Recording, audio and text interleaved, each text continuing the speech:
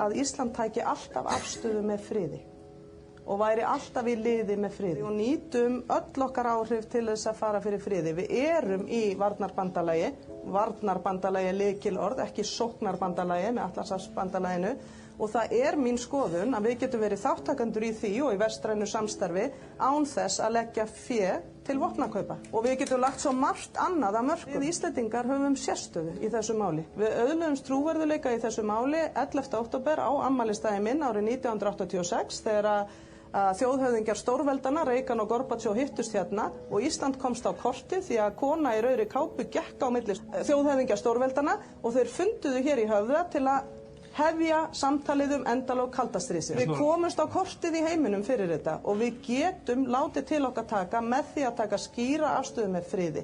Og ég er alveg viss það því að ég er búin að fara allt land og tala við fólk og hlusta fólk af öllum hópum samfélagsins og öllum kynslóðum og Íslendingar vilja frið. Við erum pínu lítil þjóð og við getum látið miklu meira finna fyrir okkur með því að velja frið. Það er ekki sjálfsagt að kaupa vopn. Það er ekki sjálfsagt og Íslendingar allt land hafa tekið undir með mér. Við getum verið litla þjóðin sem að lyftir grettistæki í heiminum með því að velja frið. Ef ráðist verður á Ísland? Okkar besta öryggistefna sé að við séum landið sem alltaf velur frið og hættulegasta stefnan sem við getum valið sem þjóð að við séum að taka þátt í þessum átökum.